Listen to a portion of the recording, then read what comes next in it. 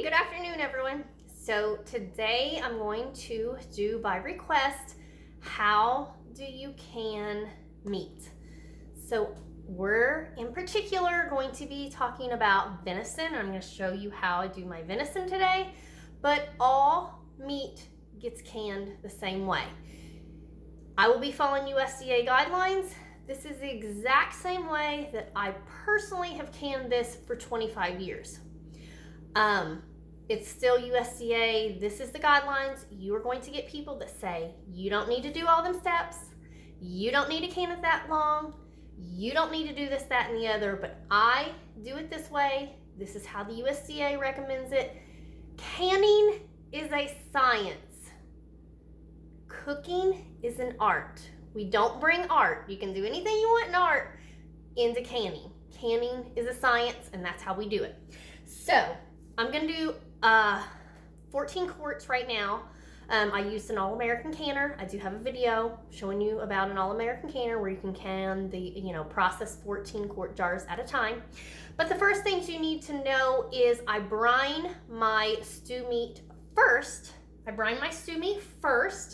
I set it in the brine for 2 days, and my brining, have a separate video on that, but the basics of it is it is salt, sugar, and baking soda with water.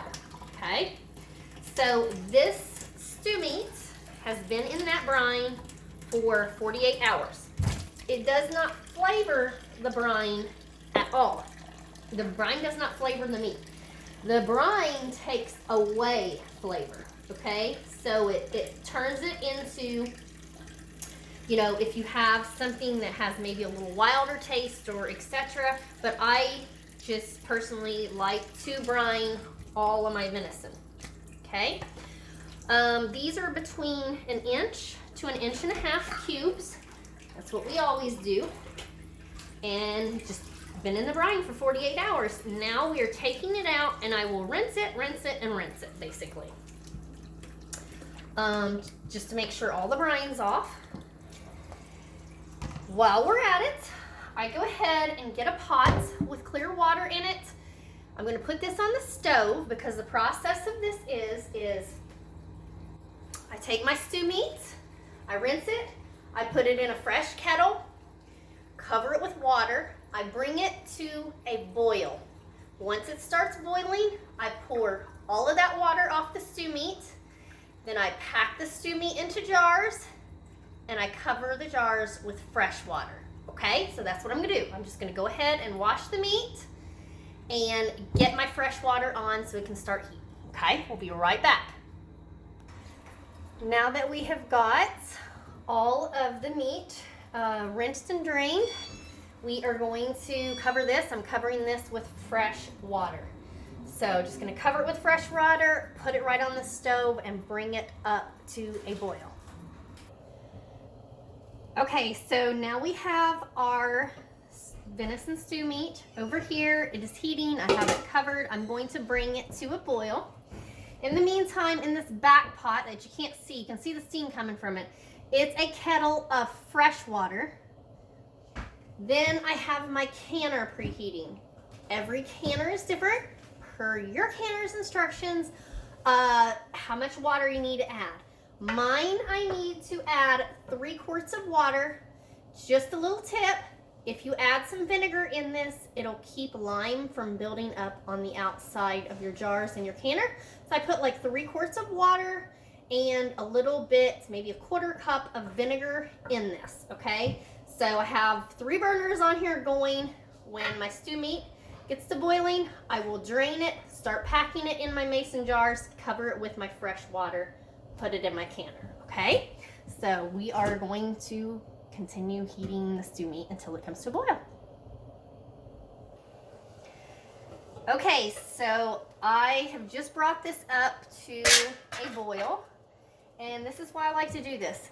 See in here, I hope you can see, there's just all this foamy, you know how it is when you cook meat or boil meat, it's just all that, and that's why I like to bring it up to a boil, and then I'm gonna go drain this. So I'm just gonna go drain this at this point, and I'll be right back, and we'll be ready to fill our jars. All right, we've drained the meat. Now, you wanted to make sure you had all your jars ready. It takes approximately 2 pounds of raw meat per quart. So if you're doing 7 quarts, before you begin, you want to weigh out and make sure you have 14 pounds of meat. Now remember, I have this All-American double stack, so I actually need 28 pounds of meat. We want to make sure that we have our lids. We want to make sure that we have our rings. We want to make sure that we have a funnel.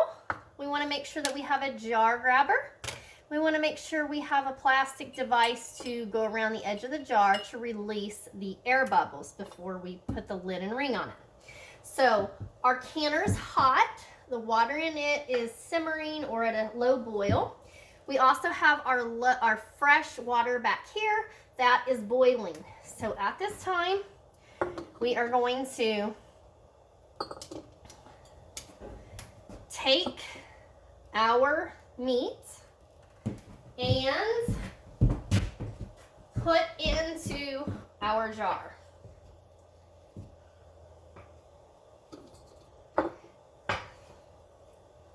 Now, you can add any spices. So I sometimes make a Montreal steak seasoning. I mix it up myself and we'll put in this. But a lot of times I just do it plain, okay? Because remember, any herbs or spices you can add. That's totally okay. Totally safe. But they intensify in the canning process. So remember, if you do that, remember to use less than you normally would, because the flavor is going to intensify so much, it could quickly become overpowering.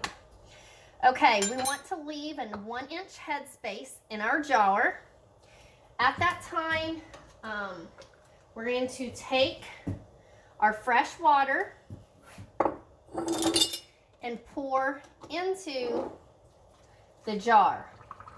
Now remember, cooked meat doesn't make juices, but this isn't fully cooked. This is going to make a little bit of juice.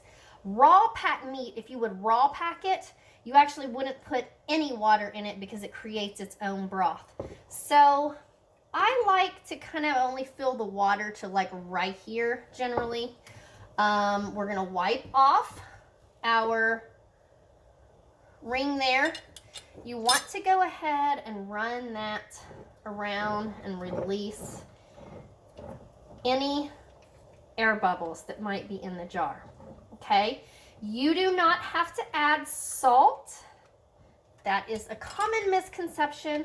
Salt is not a part of the preservation process in canning. It is in brining and salt curing and that kind of thing, but it's not in canning, so you do not have to add salt. We can put our lid on at this time. Go ahead and tighten your ring. All you do is tighten it loosely, finger tight. You don't crank it down. So if you crank it down, back it up like 1/4 inch, okay? Our canner is hot.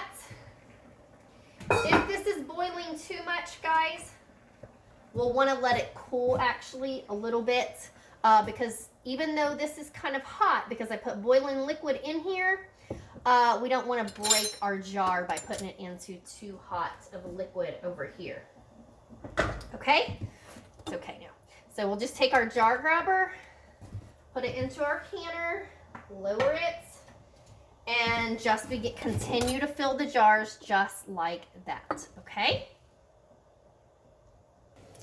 All right, so the canner's on. The important factor we need to remember here is 1 inch of headspace and processing time. Remember, not 90 minutes on quart.